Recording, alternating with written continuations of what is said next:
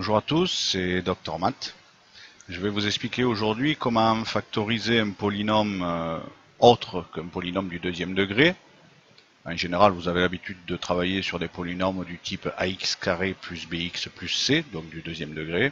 Et vous savez factoriser ce genre de polynôme, soit en utilisant le facteur commun, soit en utilisant les identités remarquables, ou alors le discriminant du trinôme delta. Mais lorsqu'on se trouve comme ici dans un cas de figure où on a x au cube, et qu'on a par exemple besoin de savoir quand est-ce que ce polynôme s'annule, ou lorsqu'il est strictement positif ou inférieur à 0, à ce moment-là on a besoin de le factoriser. Alors ici, c'est pas la configuration la plus compliquée. Pourquoi? Parce qu'il n'y a pas de nombre seul à la fin, x est partout. Ce qui veut dire que x est forcément facteur commun. À l'intérieur de 2x au cube, on voit bien qu'il y a x fois x au carré fois 2.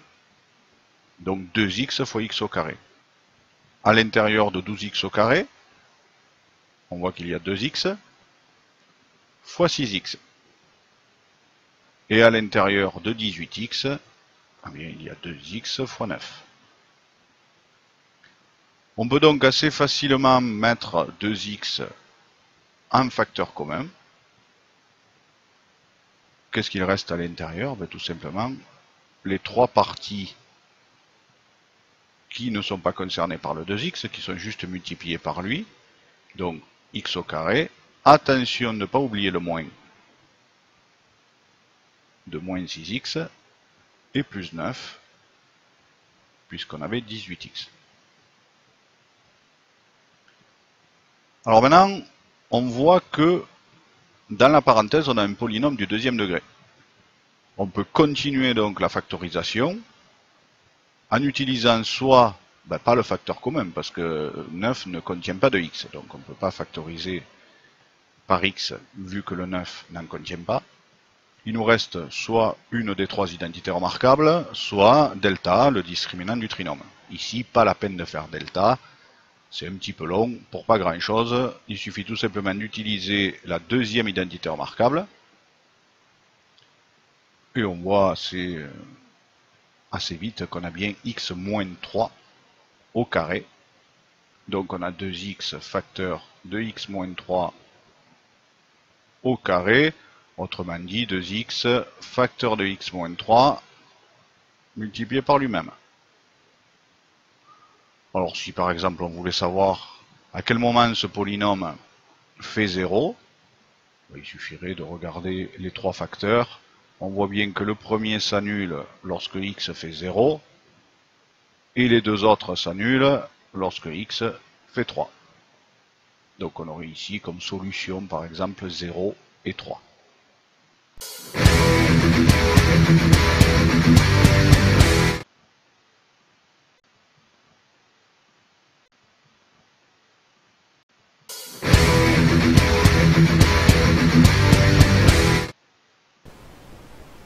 Bonjour à toutes et tous, c'est Dr Matt. On a vu la dernière fois dans le cours numéro 1 qu'on pouvait factoriser un polynôme du troisième degré où la partie numéraire sans x était absente. Ici, dans cet exercice, on a ce moins 1 là qui traîne. Et malheureusement, il ne contient pas de x. Donc on ne peut pas utiliser la méthode du facteur commun. La nouvelle méthode, c'est celle de la racine évidente. Alors souvent mes élèves me disent, mais comment on peut savoir qu'une racine est évidente? Si elle est évidente, c'est que ça se voit. Donc il n'y a pas besoin de démonstration particulière. Quand une racine est évidente, ça veut dire que c'est une valeur de x, une solution évidente aussi on peut dire. C'est une valeur de x qui résout ce polynôme lorsqu'il fait 0. On voit que si x fait 1, donc une racine ou une solution d'un polynôme, c'est toujours la valeur de x qui nous donne 0 au final. Lorsqu'on a un polynôme du deuxième degré, du genre ax carré plus bx plus c. N'oublions pas qu'on peut l'écrire sous sa forme factorisée, qui est a facteur de x moins x1 facteur de x moins x2. x1 et x2 étant les racines du polynôme.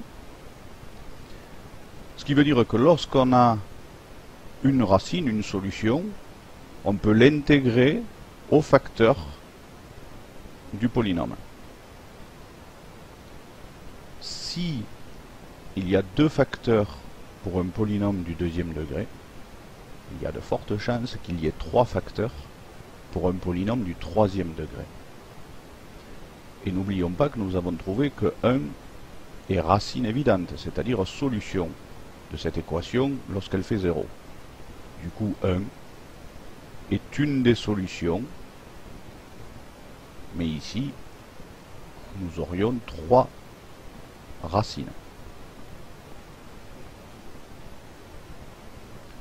On peut donc raisonnablement penser que notre polynôme de degré 3, 3x au cube plus 2x au carré moins 4x moins 1, va s'écrire sous la forme x moins 1, notre fameuse racine évidente, facteur d'un polynôme du deuxième degré, puisqu'on aura deux autres facteurs. Donc ce polynôme du deuxième degré, on peut l'écrire à x carré plus bx plus c, comme n'importe quel polynôme du deuxième degré. Reste à trouver qui est a, qui est b, qui est c dans cette histoire-là. Développons cette expression. Donc la première partie, c'est la partie avec les x au cube. On a ax au cube. La deuxième partie, c'est la partie avec les x au carré. Des x au carré, on en a combien? Mais on en a b et moins a. Donc on peut écrire plus b moins a facteur de x au carré. Les x, on en a c moins b. Mais attention ici, dans l'expression, on a moins 4x. Vous allez voir qu'il est important d'utiliser ce moins. Ça sera beaucoup plus simple à calculer par la suite. Donc plutôt que d'écrire dans la parenthèse x facteur de c moins b, je vais écrire moins b moins c facteur de x. J'ai simplement mis un moins devant la parenthèse plutôt qu'un plus, parce que ce moins correspond au moins que j'avais fléché tout à l'heure. Mais ça revient au même, hein, puisque qu'on écrive ça ou qu'on écrive ça, c'est exactement la même chose. Et là, on peut faire une association, c'est-à-dire qu'on peut se rendre compte que finalement, x au cube, ou x au carré, ou x de chaque côté de l'égalité doivent être identiques. Ce qui veut dire que θ est égal à 3. Puisqu'il est associé à x au cube de chaque côté de l'égalité. X au carré, lui, il est associé à 2 côté gauche, il est associé à b moins a côté droit. Donc on peut dire que b moins a est égal à 2. On voit que moins 4 est associé à moins b moins c. On peut raisonnablement penser du coup que b moins c est égal à 4. C'est ici l'astuce d'avoir utilisé le moins. C'est beaucoup plus simple du coup à calculer. Et puis qu'est-ce qui reste? Il reste le moins 1 qui est associé à moins c. Ce qui veut dire que c est égal à 1. Si b moins a fait 2, ça veut dire que b moins 3 fait 2. En dessous, ça veut dire que b moins 1 fait 4. Une seule de ces équations aurait suffi. Hein. Si b moins 3 fait 2, ça veut dire que b fait 5. Et dans les deux cas, c'est pareil. Du coup, maintenant, on a les trois valeurs. La valeur de a, la valeur de b et la valeur de c. On peut donc écrire que notre fameux polynôme de départ degré 3, si je reprends l'expression du début est égal à x moins 1 facteur de ax carré a fait 3, donc 3x carré, plus bx, b fait 5, donc plus 5x, plus c, c fait 1, donc plus 1. Donc on va calculer le delta, qui fait b carré moins 4ac, ce qui nous donne 13.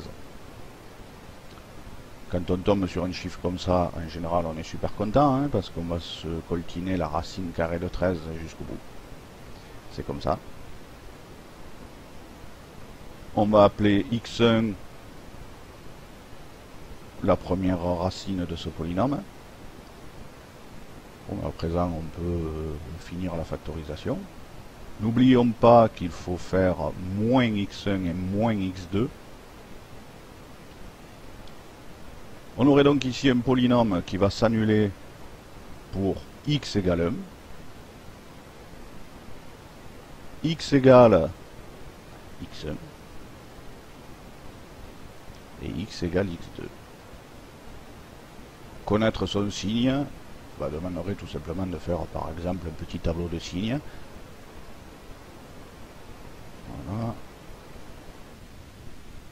À l'intérieur on poserait nos trois facteurs. On part de moins l'infini jusqu'à plus l'infini. On va passer par la plus petite racine qui est ici x1. Ensuite la deuxième racine qui serait x2. Et la dernière qui serait 1. D'après la règle des signes, évidemment, notre polynôme sera négatif ici, positif ici, négatif ici, et à nouveau positif ici. On aura donc le signe du polynôme et en plus les valeurs où celui-ci s'annule. À bientôt.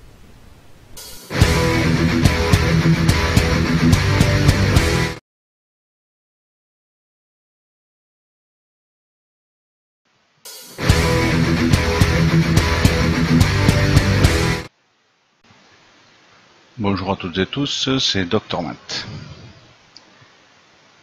Nous avons vu dans les épisodes 1 et 2 comment factoriser un polynôme du troisième degré lorsque par exemple x se trouve facteur commun des trois membres de ce polynôme et lorsque x n'est pas forcément facteur commun de tous les membres, ici moins 1 ne contenait pas de x. Nous allons voir aujourd'hui un autre type de polynôme qui est un polynôme du quatrième degré qui ne contient pas de x au cube ou de x, c'est-à-dire pas de puissance impaire de x. Alors pour travailler, on va avoir besoin de poser un critère, parce qu'on ne sait pas factoriser un polynôme du quatrième degré, par contre on sait factoriser un polynôme du deuxième degré. On va introduire une nouvelle inconnue, qu'on va appeler grand X par exemple, et ce grand X, on va convenir qu'il est égal à x au carré. On peut réécrire notre polynôme sous une autre forme, c'est-à-dire le polynôme en fonction de grand X et non plus en fonction de petit x cette fois. Donc notre polynôme en fonction de grand X est égal à x grand X au carré, puisque grand X fait petit x au carré, donc petit x puissance 4 va nous donner grand X au carré. Petit x au carré, c'est écrit au-dessus, ça fait x, enfin grand X, et puis le moins 2. Ce type de polynôme, on peut le résoudre, on peut le factoriser facilement, on peut trouver quand est-ce qu'il fait 0, etc. S'il est positif ou négatif, ou strictement positif ou strictement négatif. On voit que c'est pas une identité remarquable, à cause de ce moins 2 là, on aurait plus 2, bon, on pourrait peut-être se poser la question, encore que ça serait quand même pas une identité remarquable. Donc ici, on n'a pas d'autre possibilité que d'utiliser delta, le discriminant du trinôme. Je précise d'ailleurs de cette vidéo pour dire que lorsque nous faisons cours avec mes élèves, la structure que vous voyez à l'écran est exactement identique. La seule différence, c'est qu'ici, au niveau des fenêtres vidéo, eh bien, il y a deux fenêtres vidéo, c'est-à-dire la mienne et celle de mon élève. Mais sinon, le contexte est exactement le même. Revenons à notre delta, b carré moins 4ac, 9. Oh, ça tombe bien, hein.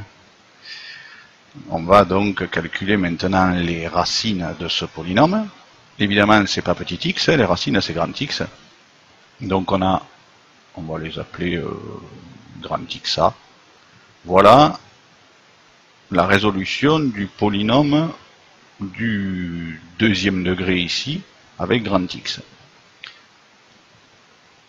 Maintenant, on veut résoudre le polynôme de départ tout de même, hein, c'est-à-dire avec petit x. Et on a posé que petit x au carré était égal à grand x. Sauf qu'on va avoir un souci ici. C'est que la première racine, grand x, est négative. La solution petit x au carré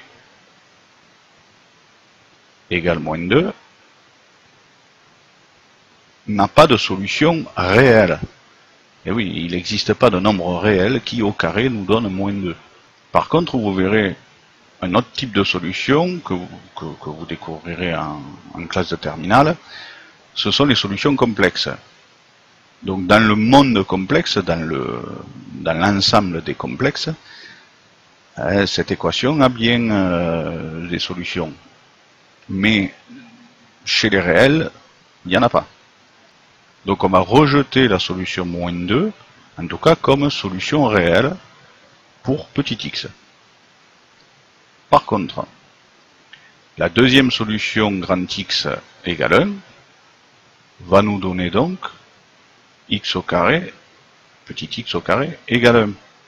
Si petit x au carré fait 1, ça veut dire que x1 est égal à moins 1 et que x2 est égal à 1. Pourquoi? Parce que moins 1 au carré ou 1 au carré, eh bien ça fait 1. Donc on peut conserver ces deux solutions comme les solutions réelles. Et évidemment, il y a une troisième ou une quatrième solution qui ne sont pas réelles. Pour factoriser notre polynôme maintenant, on aurait pu factoriser avec grand x, hein, ça c'était pas un souci. Si on veut la factorisation du polynôme sous petit x, alors on va aussi utiliser le petit a, bon comme il fait 1, on ne le met pas, il y est, hein, il n'y a pas 0 ici devant les parenthèses, il y a petit a qui fait 1. On le voit là, hein, petit a, 1x au carré. Les deux solutions réelles nous donnent x moins 1 facteur de x plus 1. Ça serait la partie réelle ici. Et la partie complexe qui ne peut pas être factorisée, ben, ça veut bien dire ce que ça veut dire. C'est-à-dire qu'en fait, il n'y aurait pas de solution pour la partie complexe qui donne 0 dans le monde réel ou qui serait négatif dans le monde réel. Donc, on va utiliser cette solution en disant ben, on a x au carré plus 2. On utilise ce qu'on a trouvé ici. Même si on a rejeté la solution réelle, on va tout de même l'utiliser si on veut écrire le polynôme sous sa forme factorisée. Et on voit bien que cette partie-là, x au carré plus 2, ne peut ni s'annuler, ni être négative. Donc on la laisse telle qu'elle. Alors évidemment, on peut tracer nos deux polynômes, celui avec grand x et celui avec petit x. Voilà ce que ça donne. Nous avons en vert le polynôme qui correspond à grand x. Alors là j'ai écrit petit x parce que sur GeoGebra je ne peux pas vraiment écrire grand x, en tout cas j'ai pas trouvé la méthode. Et donc en vert nous avons le polynôme en fonction de grand x. On voit bien qu'il s'annule pour moins 2 et pour 1, qu'il est négatif entre moins 2 et 1, c'est tout à fait normal puisqu'il est du signe de moins a entre les racines. Donc c'est la partie négative qu'on voit ici. Il est positif avant moins 2 et après 1. C'est normal aussi puisqu'il est du signe de petit a. N'oublions pas que petit a fait 1, donc il est positif. Donc il est bien du signe de petit a à l'extérieur des racines. Si je trace maintenant sa forme factorisée, je vois bien qu'elle se calque totalement sur la forme développée du polynôme. Donc c'est bien exactement la même. Donc vous notez au passage la forme factorisée du polynôme qui correspond bien à ce qu'on a trouvé tout à l'heure. Si j'observe maintenant la forme du polynôme du quatrième degré avec petit x, je la vois en pointillé ici, je vois bien que les deux seules solutions réelles qui annulent ce polynôme sont moins 1 et 1. On voit que la forme factorisée vient se calquer totalement sur la forme développée ici. Donc on peut dire que la forme factorisée correspond bien à x moins 1 facteur de x plus 1, facteur de x au carré plus 2, c'est-à-dire la partie qu'on ne peut pas résoudre dans l'ensemble des nombres réels.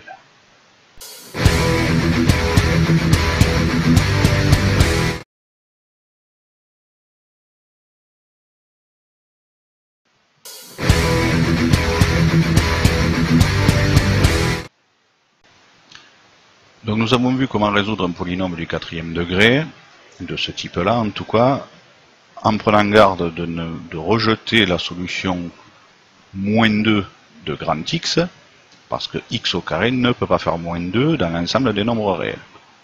On utilise tout de même cette solution si on veut factoriser le polynôme et l'écrire sous cette forme-là. On voit bien que x au carré plus 2 ne peut pas s'annuler ni être négatif.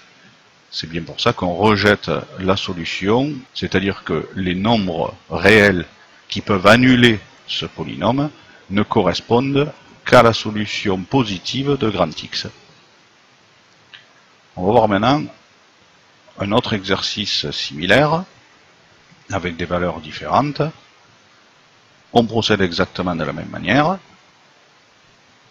Le delta ici va faire 25. C'est merveilleux, ça tombe super bien. On va donc trouver les deux racines. Ici, grand X A ou B sont positifs. Donc je peux résoudre l'équation petit x au carré égale grand X. Alors si je veux les écrire par ordre croissant, il faut que je bidouille un petit peu.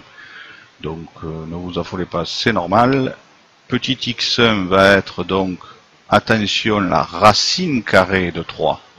Parce que x au carré fait grand X. Ce qui veut dire que petit x fait la racine de grand X ou l'opposé de la racine de grand X. Donc par ordre croissant, voici les 4 racines du polynôme sous petit x. On va avoir moins racine de 3, moins racine de 1,5, racine de 1,5, et racine de 3, dans l'ordre croissant. Alors bien sûr, on peut les écrire autrement, hein. N'oublions pas que la racine de 1,5, c'est la racine de 1 sur la racine de 2, c'est-à-dire 1 sur racine de 2, c'est-à-dire racine de 2 sur 2. Puisque si je multiplie en haut et en bas 1 sur racine de 2 par racine de 2, hein, en haut et en bas, j'obtiens racine de 2 sur 2. On préfère en général mettre une racine en haut dans une fraction qu'en bas. Du coup maintenant je peux écrire, alors je pouvais écrire tout à l'heure mon polynôme en fonction de grand X. Hein. C'était petit a fait 2, facteur de x moins x1, enfin xa, facteur de x moins grand xb. Voilà mon polynôme sous grand X. Je peux maintenant écrire mon polynôme sous petit x. On a du coup 4 racines réelles qui fonctionnent. Petit a, facteur de x moins x1, donc plus racine de 3. Facteur de x moins x2, donc plus racine de 2 sur 2. Facteur de x moins x3, donc moins racine de 2 sur 2. Facteur de x moins x4, donc moins racine de 3. Voilà l'écriture de mon polynôme sous sa forme factorisée. On peut regarder quand est-ce que notre polynôme s'annule. Écoutez, notre polynôme s'annule tout simplement quand petit x fait x1 ou x2 ou x3 ou x4. Ici, on pourrait écrire notre polynôme sous une autre forme. Bah oui, parce que si on regarde un petit peu, on voit que x plus racine de 3 et x moins racine de 3, ça nous rappelle quand même quelque chose. Hein. Ça nous rappelle la troisième identité remarquable, a plus b facteur de a moins b. Et ici, on a la même chose, x plus racine de 2 sur 2, x moins racine de 2 sur 2. On est encore dans a plus b facteur de a moins b. Et comme vous le savez par cœur, ce polynôme va donc pouvoir s'écrire 2 facteur de a plus b facteur de a moins b. Ça fait a carré moins b carré. Donc, x au carré moins racine de 3 au carré, c'est-à-dire 3. Facteur de x au carré moins racine de 2 sur 2 au carré. Voilà, on a vu que c'était la racine carrée de 1,5. Donc si on la met au carré, ça fera 1,5. On peut aussi l'écrire comme ça. On peut du coup observer la courbe, enfin les courbes. Donc en rouge, on a le polynôme selon grand X. Alors j'ai pas pu écrire petit x, hein, j'ai toujours pas trouvé comment on fait sous GeoGebra. On voit qu'il s'annule pour 1,5 et pour 3, ça correspond bien à ce qu'on a trouvé. On voit qu'il est positif avant 1,5 et après 3, ce qui correspond bien à ce qu'on a appris sur le signe d'un polynôme. Il est du signe de a fait 2, donc positif à l'extérieur des racines, et puis il est négatif à l'intérieur des racines. Si on trace maintenant sa forme factorisée, on voit qu'elle se calque exactement sur la forme développée. C'est tout à fait normal et c'est bien ce qu'on a trouvé. Prenons maintenant le polynôme 2 degré 4 avec petit x. Ah, là on voit que ça ressemble plus vraiment à une parabole. Enfin, ça y ressemble un petit peu quand même. Mais on a nos 4 solutions. Donc on a moins racine de 3, moins racine de 2 sur 2, racine de 2 sur 2 et racine de 3, qui correspondent bien à ce qu'on a trouvé aussi. Pour ce qui est de sa forme factorisée, on voit que si on la surligne, elle se calque exactement sur l'autre. Et la forme factorisée, on voit qu'elle correspond à cette deuxième formule du polynôme que j'ai écrite, c'est-à-dire avec la troisième identité remarquable, où on met x au carré plutôt que de répéter x moins racine de 3, x plus racine de 3, etc. C'est plus court de l'écrire comme ça. Merci, à bientôt.